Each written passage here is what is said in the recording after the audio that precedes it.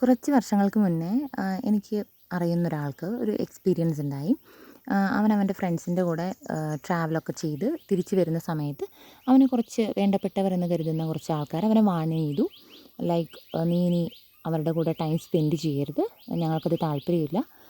കാരണം വേറെയൊന്നും അല്ല എന്നുള്ളതാണ് പറഞ്ഞത്. അവർ വേറൊരു കമ്മ്യൂണിറ്റിയിലുള്ള ആൾക്കാരാണ്, വേറൊരു ജാതിയിലുള്ള ആൾക്കാരാണ്. അപ്പം അവരുടെ കൂടെ നീ ടൈം സ്പെൻഡ് ചെയ്താൽ അത് ഞങ്ങളുടെ അന്തസ്സിനെ ബാധിക്കും, അത് നിൻ്റെ കരിയറിനെ ബാധിക്കും എന്നുള്ളതൊക്കെയാണ് അവർ മുന്നോട്ട് വെച്ചിട്ടുണ്ടായിരുന്ന ന്യായവാദങ്ങൾ.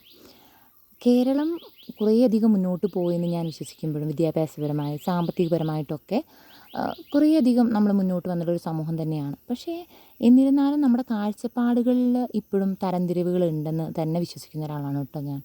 അതിൻ്റെ പ്രധാന കാരണം നമ്മൾക്ക് അങ്ങനെയുള്ള എക്സ്പീരിയൻസ് ഉണ്ടായിട്ടുണ്ട്, അങ്ങനെയുള്ള മനുഷ്യരെ നമ്മൾ നേരിട്ട് കണ്ടിട്ടുണ്ട് എന്നുള്ളത് തന്നെയാണ്. വിദ്യാഭ്യാസം എന്ന് പറയുന്നത് ഒരിക്കലും ഒരു മനുഷ്യന് വിവേകം നൽകില്ല എന്ന് മനസ്സിലാക്കിയ സിറ്റുവേഷൻസ് ഒരുപാടുണ്ടായിട്ടുണ്ട്. മനുഷ്യനെ മനുഷ്യനായി കാണാൻ പഠിക്കുന്നതല്ല ഏറ്റവും വലിയ വിദ്യാഭ്യാസം.